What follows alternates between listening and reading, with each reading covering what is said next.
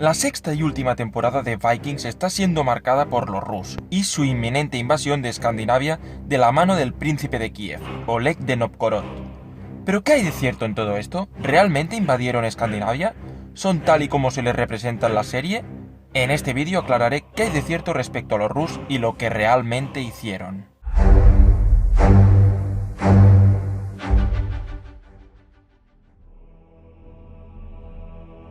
Ya desde el comienzo de esta sexta temporada, la serie de Vikings nos ha presentado a los Rus como guerreros fuertes e implacables que abrazaron el cristianismo no hace mucho y que aún recuerdan a los antiguos dioses, es decir, a Odín, Thor, Freyr, Freya, Loki y los demás.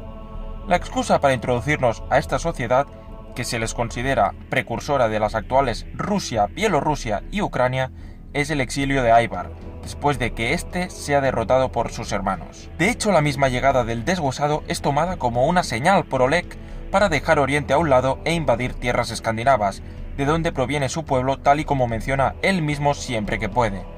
¿Pero qué hay de cierto en todo esto? Bien, hay algunas cosas que realmente son como nos las cuentan, pero otras no, y otras podríamos decir que se acercan. La más evidente y que seguramente ya sabréis o os habréis imaginado es que no, Ivar nunca conoció a los Rus ni tampoco al príncipe Oleg. Aunque en la pequeña pantalla tengan una química innegable que los ha convertido en estrechos aliados, realmente eso nunca ocurrió.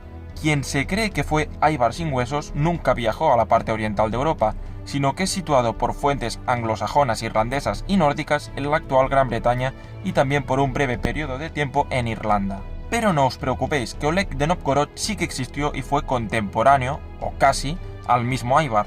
Lo único es que estaban a miles de kilómetros de distancia. Por increíble que parezca, la vida de Oleg es tan o más misteriosa que la de los guerreros vikingos, puesto que las dos principales fuentes que lo mencionan, las crónicas eslavas y un documento escrito por un házaro judío, difieren bastante en hechos y fechas.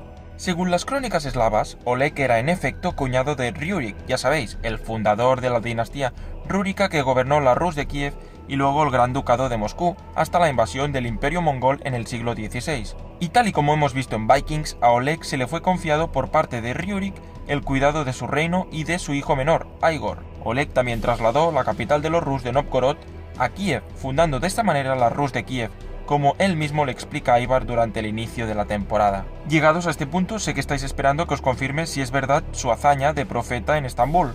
Bien, pues sí, es cierto. Siempre según las crónicas eslavas, claro. Los bizantinos intentaron envenenar a Oleg en el marco de la guerra ruso-bizantina que se produjo en el año 907, y es aquí cuando el líder varego demostró sus poderes proféticos, rechazando beber de la copa con vino envenenado.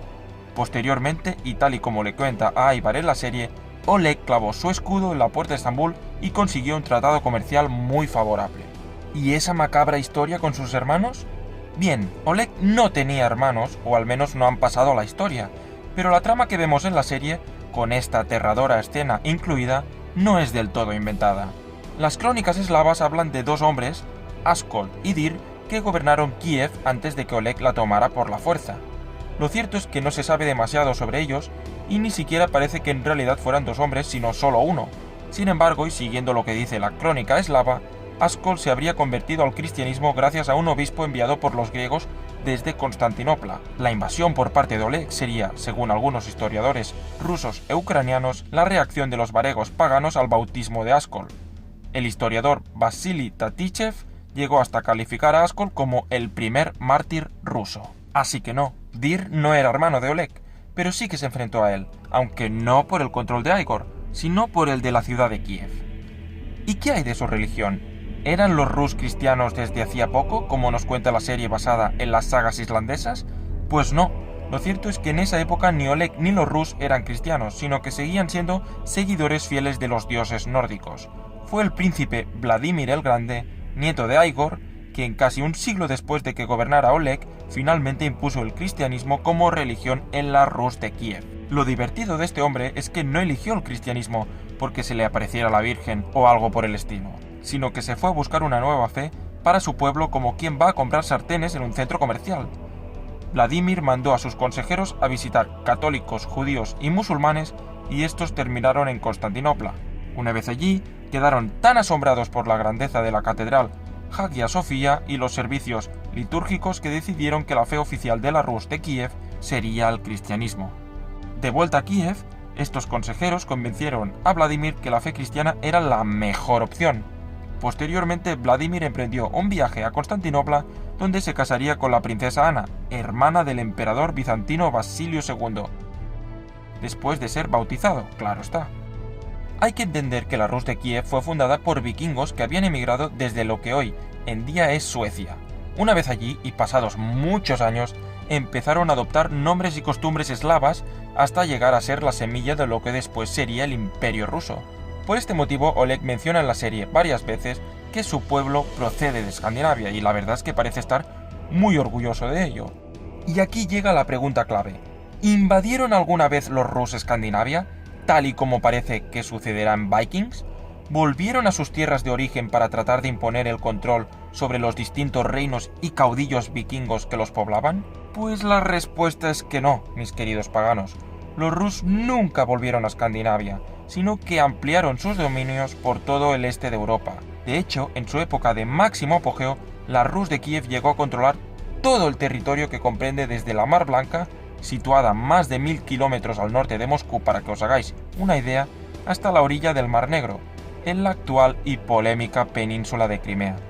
Y de oeste a este, el dominio llegó a ser desde el oeste de Ucrania hasta la ciudad de Murom, situada a 1500 kilómetros de Volodymyr. Pero no os sintáis decepcionados, porque la fama de Oleg de Novgorod sí que viajó hasta Escandinavia. Eso si hacemos caso, claro, a las crónicas eslavas. En concreto, la llamada Crónica de Néstor cuenta la leyenda que los sacerdotes paganos, recordad que Oleg en realidad lo era, profetizaron que el príncipe de Kiev sería muerto por su semental. Orgulloso de sus habilidades proféticas, Oleg se deshizo rápidamente de su caballo.